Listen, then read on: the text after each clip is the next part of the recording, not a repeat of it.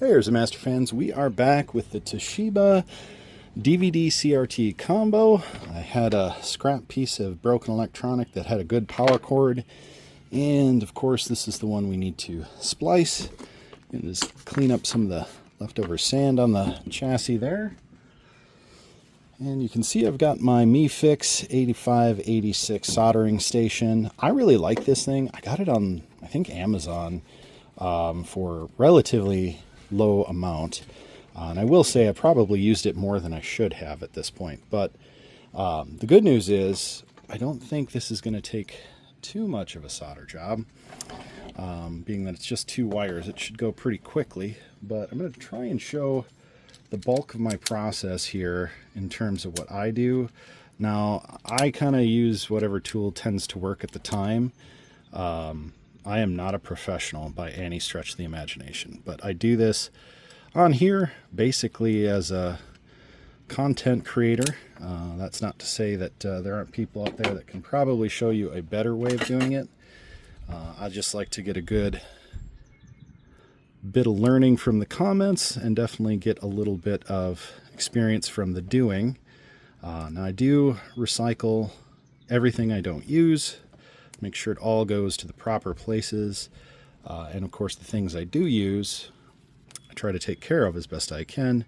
I'm a big believer in recycling, reusing. You know, grew up in the 90s, so for me a lot of this is just kind of living up to what Captain Planet would have wanted. If anybody on here gets that reference, I'm proud of you. Take some ibuprofen for your back.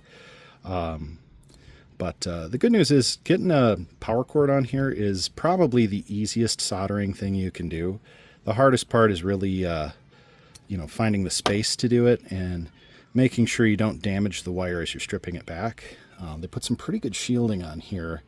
And this is an older shield. This is from a old turntable. It's a USB turntable that I bought, oh gosh, back in 2006 or 7. And, you know, to be honest, the thing works fine. It just has a crappy needle and doesn't really play very well. And to be honest with you, I have like 3 or 4 other ones, so really didn't need it anymore. So I was going to give it to the recycler, and there's not really a great way to resell those to people. To be honest, nobody really needs one. So a lot of the time you're just looking at getting the scrap out of it, and there's not really a whole lot for one to gain in terms of, you know, the material in there, the copper and whatnot. So a couple ways you can strip this wire. You can use the wire stripper properly, or I like to give it just a little pull and then try and cut it myself. Now the wire in here is either insulated all straight. Yeah, you can see in there. Sometimes it's braided. I know somebody out there is going, it's never braided. I've definitely done this and it was braided. But I like to get a look at it first, because when it is straight, I can then, you know, kind of use it to braid into the new wire, making it just a hair easier to solder. Now there's a bunch of different techniques out there for soldering these in there, so you get a good bond. To be honest with you, pick one that works, but you're probably going to end up doing it a couple of different times the first time anyway, just so you get it right. Now you do want to prepare both sides before you get started, both the one you're going to solder to it and both sides of the actual cord. The reason for this is once you got stuff kind of in the way and where you don't want to accidentally pull it apart, it just becomes irritating if you have to try and work in a much more confined space. And when you're talking about these CRT televisions, when they clip them, this one has a little bit more territory, but a lot of times they clip them like right up here, and then you actually have to open it up to solder in a new one. Some of them are made modular. The Sony Trinitrons, actually, I like those because you can get a whole new cable and it just mounts onto the board, kind of like plug and play, like a computer motherboard. But to be honest, to go through the hassle of ordering one and, you know, paying the price when, you know, maybe you got this for free or picked it up on the side of the road or something, or paid a few bucks for it, it's just cheaper to do this, all things considered. Now, one thing I do recommend is just have a clamp or something nearby to hold stuff while you're going. You can use, I've got some soldering hands here that I'll use to kind of hold stuff in place. To be honest, these don't work real well. It's a cheap kit I got. You do get what you pay for, so buyer beware. But, beyond that, everything works about as well as you'd figure. And again, the nice thing with this is, if you screw it up, at the end of the day, you can always just cut it back a little further and start it 100% from another spot. That being said, I like to give myself some grace in terms of, one, doing the job, and two, I like to give myself just a little extra room, so I cut it back pretty far to start with. One, so I make sure I get the right side soldered at the right time, and two, because honestly, I've only done this a few times and I'm not super confident in the skills that I have just yet. So again, the wire strippers work pretty good. The one I have is just an Amazon Basic. It's okay. I wish it had better functionality, but I'll just show you guys. It's okay. I used to have one that pulled, this way as well. So it had like a 2-stage. That worked really, really well. But that being said, it was never perfect either. So if we look at this here, you get a nice pull on it there. It's always a lot more shallow than I want it to be. But we'll try it. It's not exactly ideal for this kind of job. So I always go with what's tried and true, a little razor blade, box cutter, whatever you have handy that you feel comfortable using that you're not going to cut yourself with, or, have to keep recutting your wire down to a nub because you keep cutting it too deep. That being said, if you're not confident in your skills enough, you can definitely just recycle the TV. That being said, the market out there for these is wild. Don't inflate a price online and sell it. All too often I see these old CRT TVs go for $300 or $400 on Facebook Marketplace, and it's like, they're just not worth that. I know they're great for retro gaming. You can't play Duck Hunt on a modern LCD TV, but to be honest with you, how many people out there really playing Duck Hunt right now? Not as many as you'd think, not as many as maybe there should be, but the truth be told, don't pay that much. Go to your local recycler. I guarantee somebody's got one that they picked up off the side of the road. The cable's been clipped. And yeah, it's not going to look great when you're done with it. But to be honest with you, you're going to do enough of a good job that it's going to work just fine. And don't pester yourself with having to be perfect. It's going to be fine. Maybe I'm pep talking myself. Leave me a comment. Let me know what you think. The other thing about this is it doesn't strip this outer coating. So that's why I kind of always keep a utility knife nearby, because you might as well get something that'll cut the coating and the wire. So there we go. Got that piece off. See if we can get this last little bit trimmed with the wire stripper. It'd be great if I could, but it's giving me a little bit of a fit here. There we go. Sometimes if you get it started, you can take off this last little bit. I could have probably stripped it back a little further too, and then it would have a little more room to actually strip there. Or if you've got one of these, this little guy will work just fine too. All right, now that we've got that, we'll go ahead and just separate these pretty well. Take our clamp out of the way. White to white, black to black. Let's go ahead and get this into some hands, and we'll get our soldering station plugged in and get this started. Okay, now that we've got it in some helping hands, the first thing I'm going to do is just tin these leads just a little bit with some solder. We'll start with a good hot soldering iron. And kind of squish these together if we can.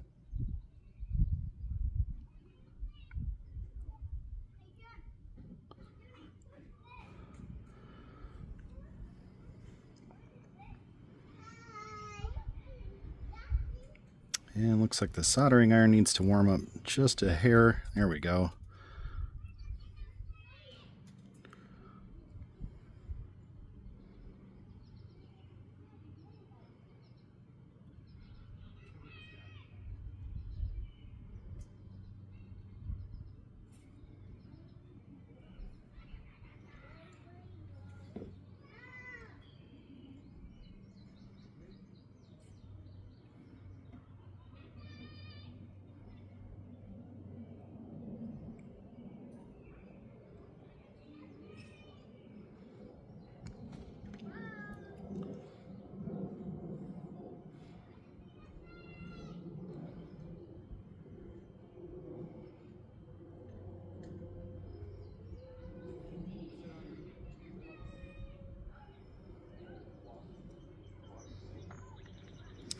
And we'll get a nice bit of solder on each side here.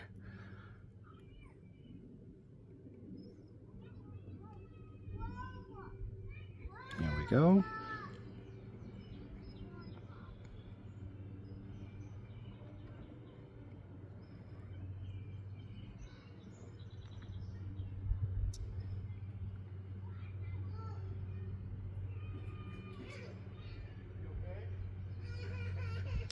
And we'll get this tended here. I will say I'm working outside, so one thing I've learned with soldering is, one, I'm not very good at it, and two, having good ventilation really helps.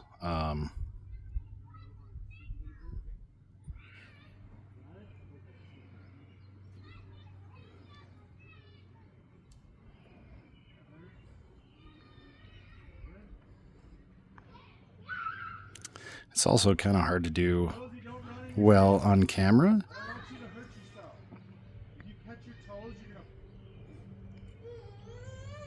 Put your running shoes on.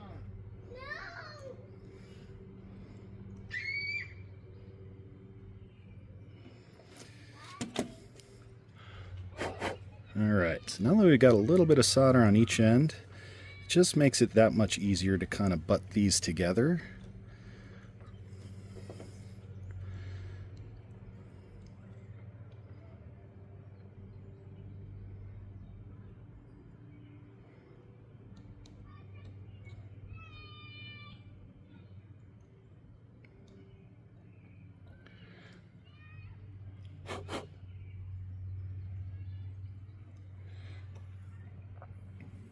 And then I like to come in on the other side where I don't have as much, and see, that happens to me quite a lot. Now, I know somebody will say, well, if you twist all those leads together, yeah, you're probably right. That would probably help quite a bit. And to be honest with you, every time I do this, I do it a little bit differently. So we're just going to try it this way.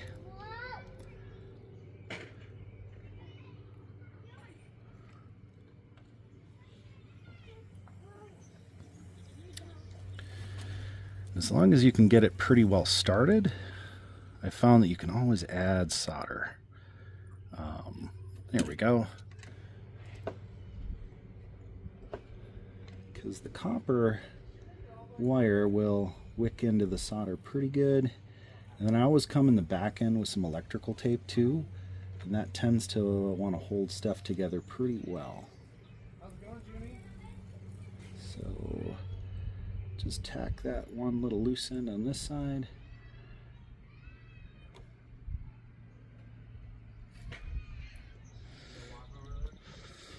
All right, and then we will go ahead and get the other side together here.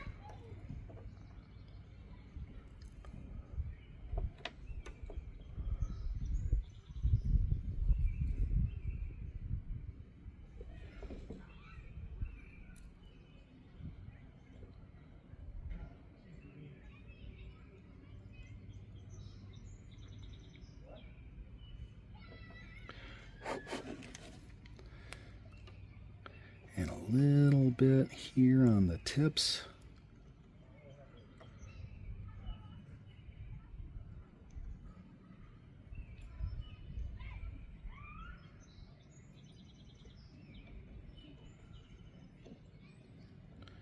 Just to ensure we've got a good bond.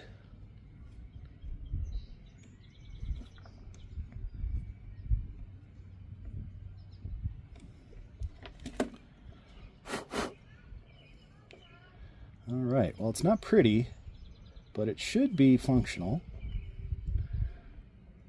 or at least functional enough to carry current. I see we've got a little on this side here that it's just kind of globbed on.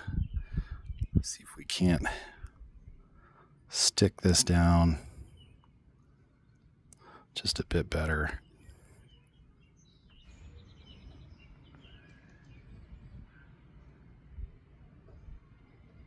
There we go.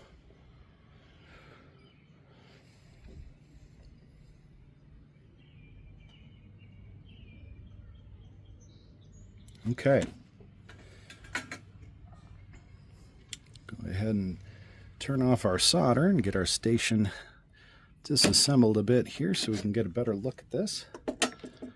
And as you can see, again, not pretty, but both leads are independent of each other and they're pretty well stuck together.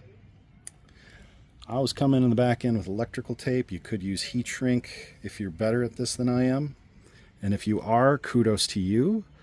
I probably honestly would do both just because I'm always worried that there's going to be some sort of a short or a crosstalk. As you can see, a clump of this side just came free.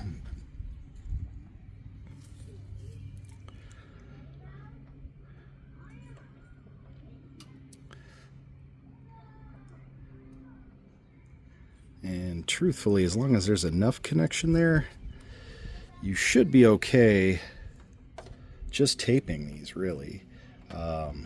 That being said, I don't recommend that, but let me know in the comments if that would work better or worse. To be honest, I'm going to go with worse. That's my gut reaction, but I don't know. Not a trained professional. I am just an amateur here for your entertainment purposes. If you are entertained, do me a favor, hit that subscribe button. Click the notification icon. You can stay up to date. I have all kinds of content I put out on this channel. All hobby content, essentially. Electronics repair, computer repair and teardown, recycling, Magic the Gathering, and occasionally something else, whatever happens to strike me that day. And then, of course, I am available also over at Pending Rebrand here on YouTube. That is my podcast channel, where myself and a couple of good friends of mine, we do a couple of different podcasts, one on the NFL here in the USA and one on the show Star Trek. All of them, not just one or the other or a specific series, but all Star Trek. And then we also do one on Star Wars. It's the Warp Core podcast is Star Trek. Star Wars, we call ourselves the Graying Jedi podcast, which really excited to get back into that as we see Ahsoka Season 2 is coming up. On top of that, we are doing Next Generation on the Warp Core podcast right now. New episode actually just came out yesterday.